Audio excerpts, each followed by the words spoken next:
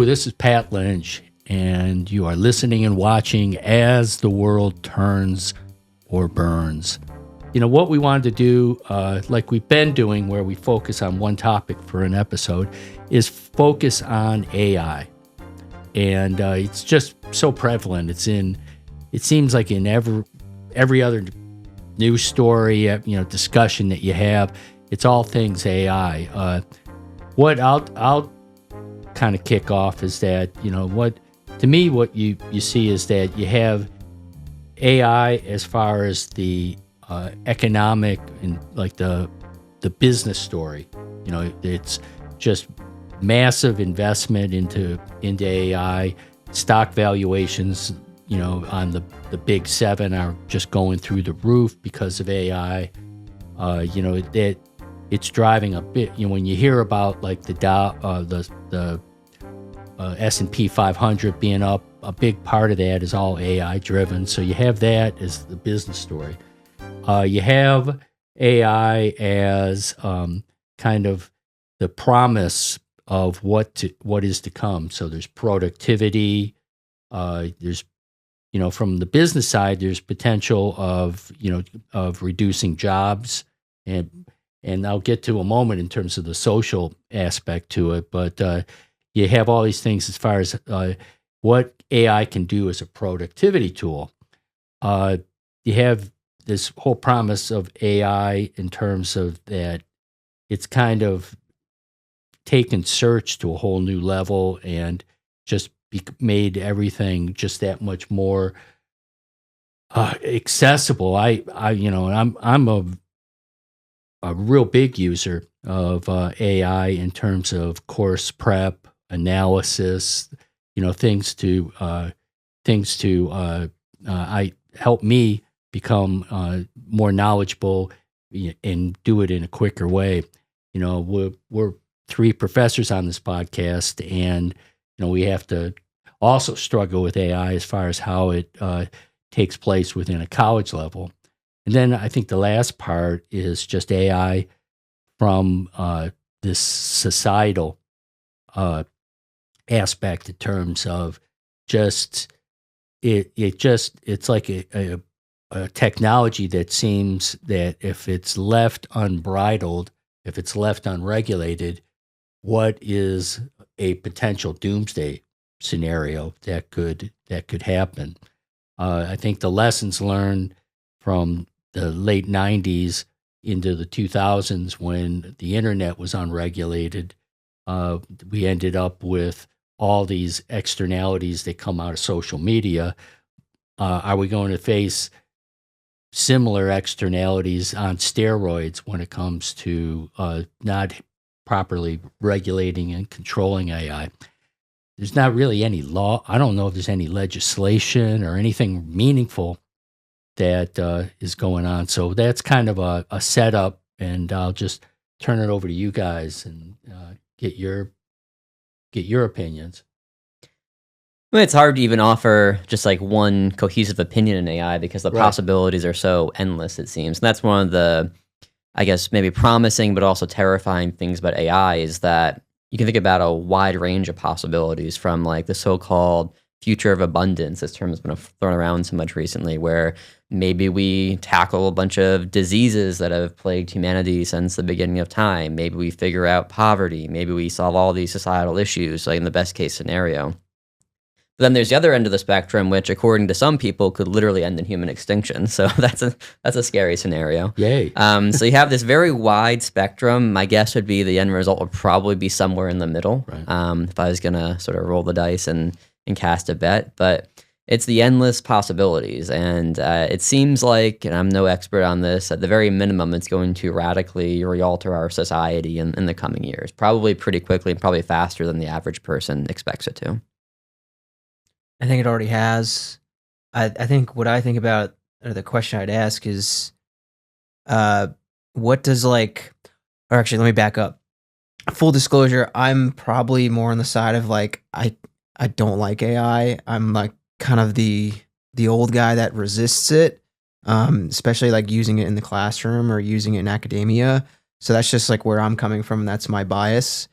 But then the response I get sometimes from other faculty is, you can't resist it. You've got to sort of embrace it and integrate it in the classroom. Right. And my response to that's always like, okay, like tell me what that looks like. And no one can give me like an answer that makes sense. Cause I think more times than not, it's not that like students or people are using AI in a way that's enhancing their work. It's actually just making them cut corners, and they're sort of using it as a replacement for independent thinking more times than not.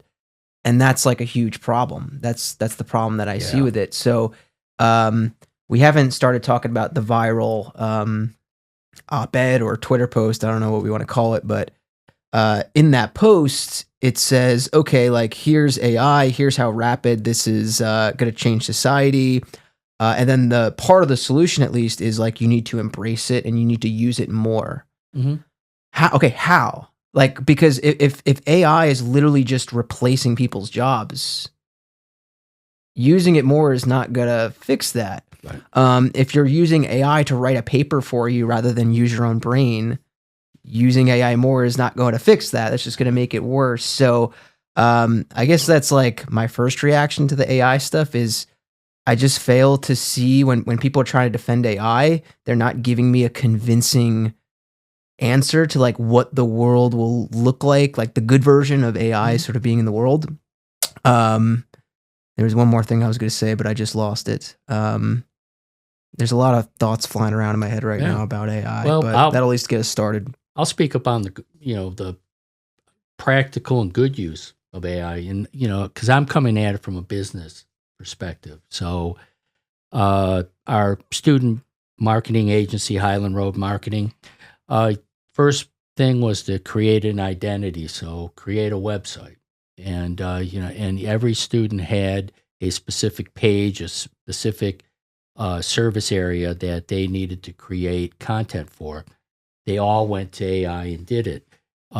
Every page was lackluster, and so they learned that there's things about AI that it can't do, and you need to put a human element. And it was good. It was good education because it did get like 2/3 of the work done, in terms of just the basic blocking and tackling, and they got that done quickly. It did miss, the strategic element that every page needed. Another, example is, we needed to create a text message to go out to local businesses to get them to participate in a local event. Student, went to AI, created the text message again. It was lackluster, and so what you're finding is that, there's things where it will help you speed your work, but, there's going to still be that human element that you have. From a business point of view, I'm doing everything I can to expose my business students to AI, because when they enter the workforce, that is an expectation in terms of how it's used. In academia, we're worried about, just the misuse and that they're writing, that all of a sudden all the essays and all the papers all are AI generated, and students aren't doing any of the work. Students aren't doing any of the thinking. When they get to the business side, there you just have to get the work done. So there's a practicality that takes place. Now, when I say as far as the thinking, last semester I had all my classes read an article by Derek Thompson that's called "The End of Thinking," and that basically was the biggest fear and outcome coming out of AI is that if it does all the work, are you ever really thinking?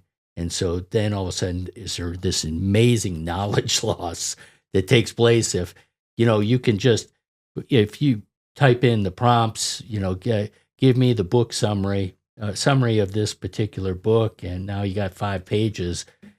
Is that real? All of a sudden, what's lost? And there's some scary stuff when it comes to that, and I understand it, that you still have to have that thinking. And so, well, I'm saying that I want students to get all these occasions to use AI. I also, on all exams and now with all the articles, I do everything in class, on Canvas, in a lockdown browser, because I just, I didn't want AI answers anymore. And I wanted to hear their thoughts. So that's kind of, how I see it. Karen, you look like you're ready to weigh in on this one.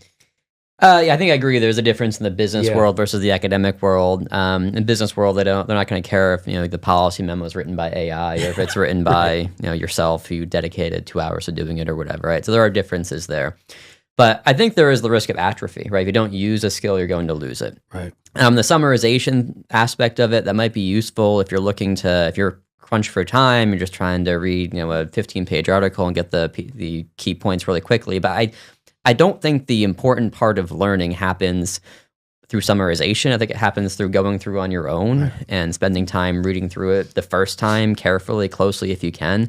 You don't have to do that with everything, but I think you have to do that at least sometimes. And every time I open a PDF and I get that pop-up saying, "Hey, you want me to summarize?" I just exit out. I refuse to use it. I always hit the X button, say close tab, because I do not want the summary. I want to read it myself. But what I worry about with AI, and it's kind of a weird comparison, but I feel like in some ways you can make a parallel with sports betting, where if there's like zero friction to something, people are just going to use it. If there's no friction, it's basically impossible to stop people from using it. There's no friction when it comes to sports betting. You can place as many bets as you want, pretty much, with nothing in the way from you placing a bet. With AI, it's like, why am I going to sit here and write a 5-page paper on whatever topic when I can just get AI to do it instantly for me? And it's not just that. It comes to music. It comes to art. Like all these things which are so important to people's identity and so important to how we parts of our culture. I mean, just look at. I don't want to call anybody out, but just if you look at like posters around campus, sometimes I can tell a lot of them were made with AI, not through the art program or whatever. You can see it everywhere online now. I think it's at the point now where I wouldn't be surprised if more of the writing online is AI than it is human. I don't know that, but I wouldn't be surprised if that was the case, because it just seems like it is to me. And if you don't use skills, you're going to lose it. And if you don't have that thinking ability, if you don't have the ability to critically think, which is sometimes an overused term, but I think something that matters, what kind of world are we headed towards? And it seems to be a world where bit by bit, because these AI companies, their goal is not to create artificial general intelligence, is to create artificial superintelligence eventually. And it seems bit by bit, we're just going to turn over control of the world slowly, not overnight, but slowly, to some sort of artificial superintelligence. Will make all the decisions for us and do all the thinking for us. And maybe that's a better world. I don't know, but it's one that seems like has a lot of downsides potentially, at minimum. There's actually some like science now to show that you retain information better, not just by searching it up and just reading one sentence about it, but like the very act of searching is what helps you retain things better. And I kind of noticed this with like my own lecturing in classes. Like obviously we all know this well. It's like you've got to prep a whole class, and like there's a lot of effort that goes even into just one lecture. So I remember like in grad school when I started teaching, there'd be like hours of prep behind like, a week's worth of classes. And in that prep, it wasn't just like Googling. I mean, there wasn't even ChatGPT yet when I was, early in grad school. But, I had to like go read a book and like go to the library and like do this old school stuff. And yeah, I mean, it would take me a while, but I mean, I think that's the reason now that I consider myself like a pretty good lecturer, because I'm not just like a slave to my notes. Like if a student asks a question, like I have all this stuff that I've really retained from just this act of just kind of doing it, in my opinion, the right way, rather than if I just do like a Google search on something, on like a fact I'm curious about, I'll kind of read it and I'll know it for maybe a day or two, and then I'll forget it and I got to go back and search it again. So that's what I think like students are being robbed of now, is they don't really have to go through that process of searching that's so fundamental towards retaining information. So yeah, I think I don't like the long-term effects that this will have on independent thinking and just like academic or intellectual development. The other thing I'll add too that we haven't talked about yet is I don't think everything's about efficiency in life. So I can't build a house myself, but I know people that have built their own houses, and yeah, it makes you scratch your head and wonder, like, why did they build a house for themselves? Like, can't you just get someone else to do that? You save so much time. Because I imagine it's a very hard thing to do to build a house from scratch. But like, why do people do it? Well, I think there's like meaning in the process itself. It's not just about the outcome. It's about kind of the journey, as they say. And although I don't build houses, I build like surveys. Like there's other things I do like in my research. And I can tell you, like, I know some people in my discipline that they're starting to use ChatGPT to devise survey questions. Yeah. All right. They do it quicker than I do. I'll admit it. But I like doing survey questions my own, because then at least this way, maybe I didn't make like the best survey, but it's my survey. There's like meaning behind it. And I think there's like a lot of things in life where it's like, it's meaning behind the process. And like, if what you're doing is just robots, like, doesn't that just take away like the meaning of life in a way? So we're getting deep with it now, but I mean, these are the things like I think about. It's like, I don't want to live in a world where everything is just code. No, that hits home for me. My wife, Sandy, when she was with us, she was the ultimate do-it-yourselfer. And I so badly, can't we please hire somebody? And it didn't matter if you hired the best person in anything. It wasn't the same as painting or gardening or, putting up drywall. It was like, we had to do it on our own, do it on our own. And because it was the same thing. It was that I did it. And some of it was that, all of a sudden she had to go and learn, how to do whatever it was that she wanted. Yeah, she would sew curtains. What? What? You buy curtains? No. And now we didn't get into having to kill animals and make our own food, thank God. But but yeah, I get that, in terms of that, it's again, it's there's the easy way out, and then there's like I'm struggling to write the right way to get it done. Flip the switch a little on this. One thing with AI is, and it's kind of coming into this whole thing about like a clash of cultures. You have these data centers going up everywhere. We have 2 in Arkansas, one outside Little Rock, one out in West Memphis, and there's this promise that there's this economic boom that's going to come from these data centers, but it's an economic boom, but for who? For the local economy, it's like, maybe not. These things employ 100 people. A typical Walmart employs 300. It's, are those people really are they people from the community? No, they came from somewhere else to populate it. End up using up water and electricity.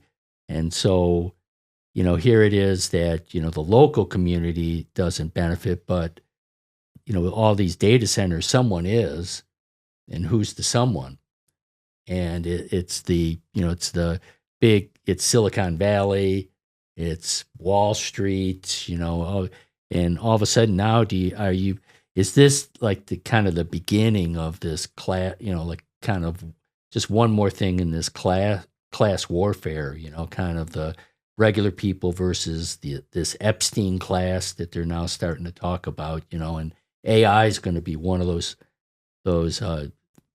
points where people are going to just say, not in my backyard, and they're just going to stop, state by state, saying flat out, we won't let you build. And then where's the technology go? There's definitely a class element to this, because what is interesting, I've looked at a few different polls that were done on public perception of AI. People don't really trust it. People don't really like it for the most part. But if you look at our government policies and you weren't aware of that, I think people must love it, because there are literally no regulations on almost any of this. You can like Biden had some regulations in place. There weren't a ton, but there were some. And then Trump is just like whatever was there was just it's gone. Yeah. Well, true. You contribute like a couple mil for the new ballroom, and you're good. Yeah, I mean, I think that is a big reason why a lot of these tech people are kind of sucking up to Trump, is they want the lack of regulations. They can just go. They can, as Zuckerberg says, go fast and break things in terms of AI. And then they'll always say, oh, if you don't let us go really fast with this, China's going to pass us. And if China passes us, well, then we're going to lose this race to super intelligence, and that has all these horrible consequences. Because if you're only like, I mean, I don't fully understand this, but I guess it's like if you're only even if you're just a few months lead on somebody else, because you might be so much further along in terms of intelligence, you could dominate them, even though it's a few months difference. I don't know. I don't have a great understanding of that, but that's what it sounds like. It's a healthy dose of fear mongering. Yeah, lots of fear mongering.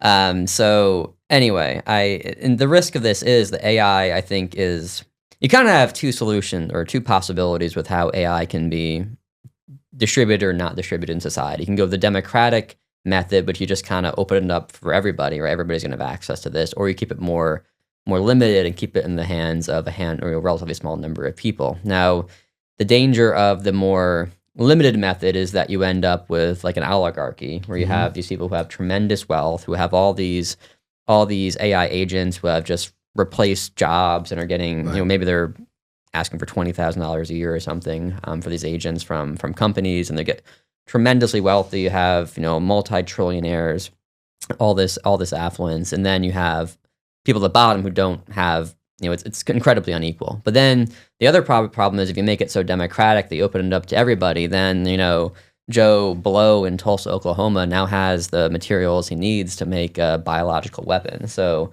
they're just, it's the democratic versus the more restrained approach, and I don't know what the best. If you're listening, Joe is. Blow, please don't do it. Yeah, so I know him too.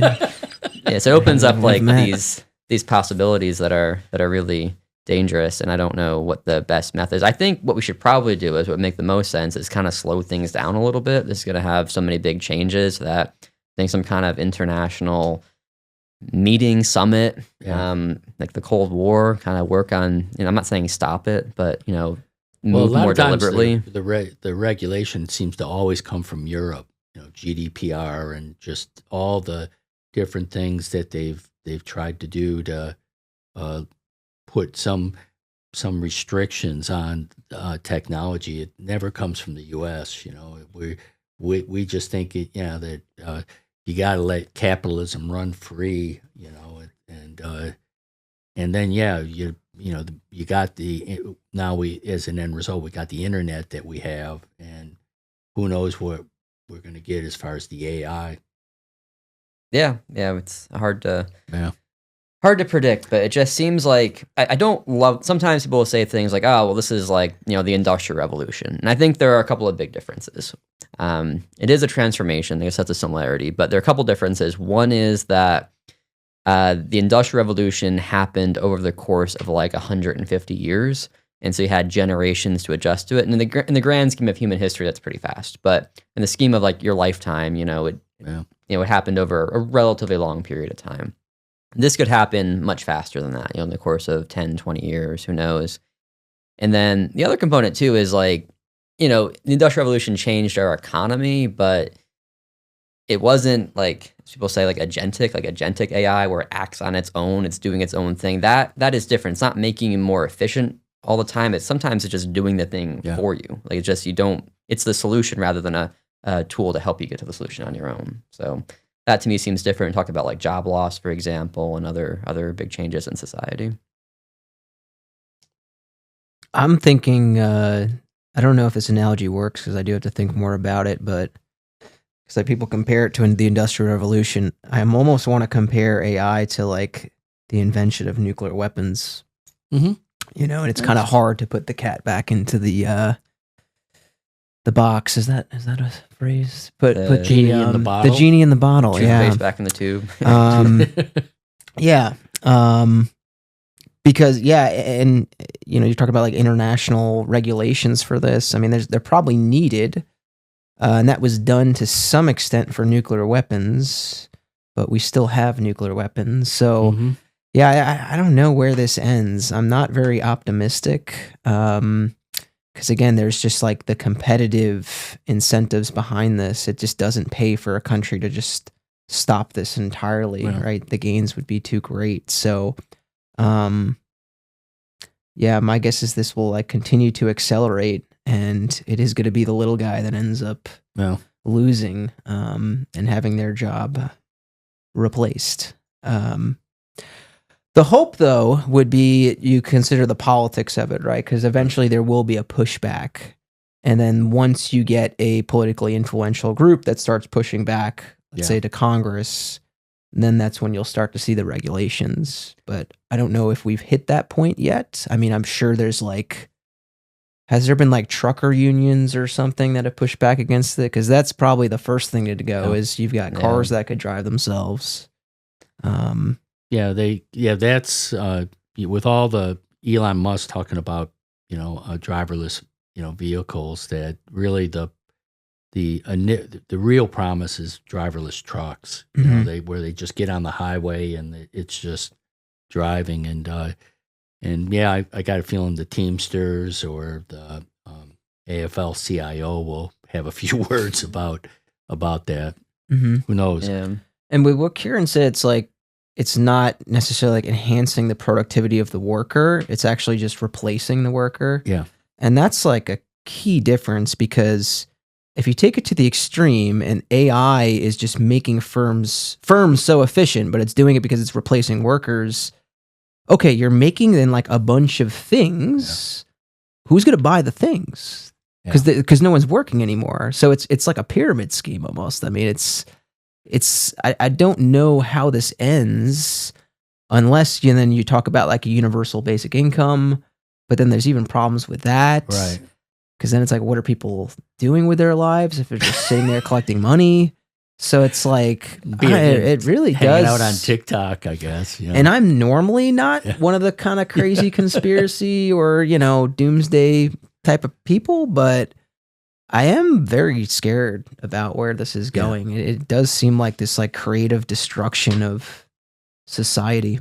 There's a lot of I'm not even close to an expert in this, but there just seems like there are way too many smart people out there who are like legitimate experts who are sounding the alarm. That gives me a lot of concern. And I know there's like an alternative scenario where this like maybe cures a bunch of diseases and all these great things. I get that, but the downside is just so enormous to the point where you have. I mean, I was watching a video from Bernie Sanders yesterday, who I guess had gone out and talked to a bunch of AI people, and he's like giving his kind of report on what his findings were, more or less. And he's like, I know this has the possibility of like human extinction if it goes really bad. It just seems kind of crazy. I don't know. It just that's probably really extreme, but if there's a 1% chance it's gonna like destroy civilization as we know it, shouldn't we move a little bit slower and like think things through a little bit more?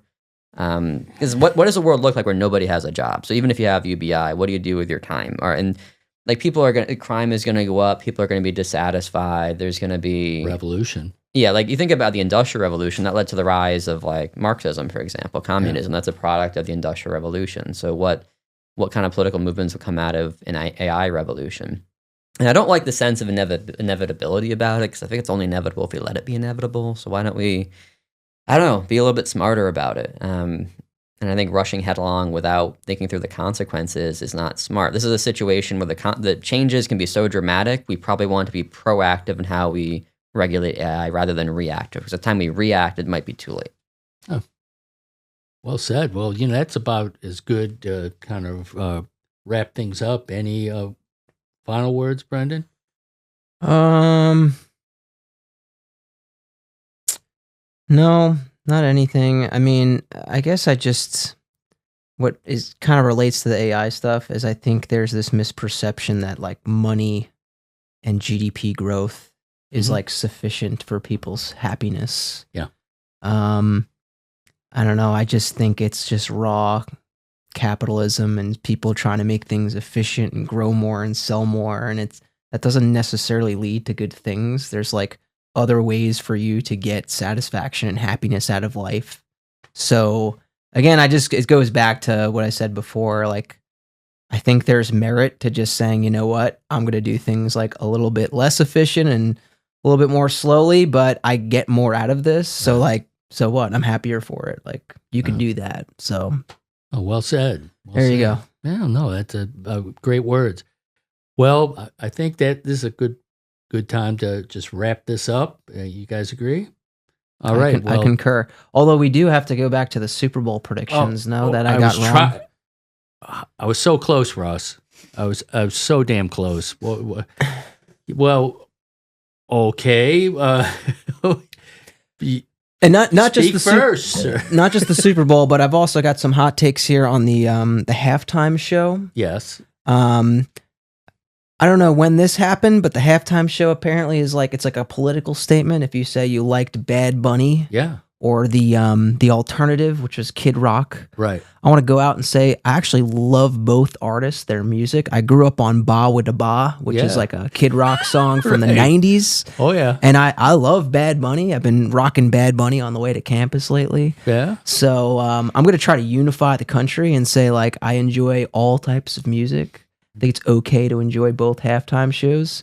But I'm also going to say that I disagree with some people just like, they're like just so into the halftime show. It's like a little weird. Yeah. The way I view any halftime show, whether it's this year or past years, it's always like terrible because it's just like a mashup of like 10 songs where you play 20 seconds of each song. And then I'm sure if you go to watch it live, the sound is probably terrible just because the acoustics are in an arena. So I don't know. I don't always, I don't know why people are just like making a fuss about the halftime show. That's my hot take of the week. You're a uniter, and I can see a bumper sticker, Connell 2028. You know, you're bringing people together. And this is why I brought this up, because I'm glad you brought us there. I'll be turning 35 in a couple months. I'm now eligible to run for the presidency, and it starts here. This is going to be my platform. It all begins right here on our podcast. The whole Bad Bunny thing to me seemed a little bit ridiculous because it was viewed as a political statement, I guess, by a lot of conservatives who thought it was, this effort to try to promote some, I don't know, un-American music or whatever. Right. But really, if you look at it, I think it's about money, is that the NFL is trying to expand the new communities. The Hispanic community is a fast-growing community in the U.S. Let's reach out to them with Spanish music, Spanish language music.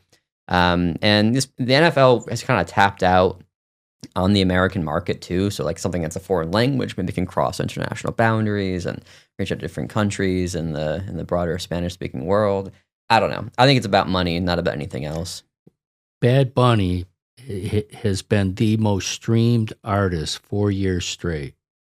Guy's enormously popular. This was, on a business point of view, it was a no-brainer. He's the most popular entertainer right now on the planet, and if you get him on the halftime show, it's going to work. And I think he had more viewers than the game itself. So that sounds right. So that well done, NFL. Now, if you want a halftime show, Detroit Lions, Thanksgiving this year, my daughter Robin and I, Jack White and Eminem. Oh, was that great? I'm a huge Jack White fan. Oh my God, that was just fantastic. So and when you brought up Super Bowl, I thought you were going to bring up that how I, in a delusional haze, decided to side with you and think that the Patriots were going to win this thing. I mean, you put me under a spell, dude.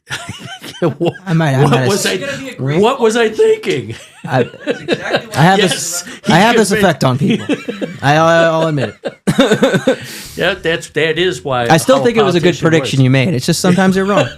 That's how it goes. I picked the Seahawks. Yes. I don't know what you guys are thinking. All right. Well, I think I also had the closest score prediction, by the way. What'd you say? I said it was going to be 38-14. It was like, what? It ended up being 29. Did you use ChatGPT to make that prediction? Yeah, be honest. The prediction. What did ChatGPT predict? I kind of want to know now. Well, wasn't that just what the Kyle sheet and all that stuff predicts? Isn't it just all AI anyway? Probably a lot of it, I would guess. Yeah. All right. Well, let's wrap this thing up. So, this is Pat Lynch thanking you for listening and watching as the world turns or burns. Please subscribe. Please share. Please tell your friends about it. Our audience is continuing to grow, so the word's getting out, and it's all because of viewers and listeners like you. So I will say goodbye. See you later. Goodbye. And wait, we have one more final goodbye from behind the board. Goodbye. Who's that? Russ. Producer Russ. Producer Russ. We have a whole season to embarrass Russ. It's going to be epic. But thank you again, and we will catch up with you next time. Goodbye.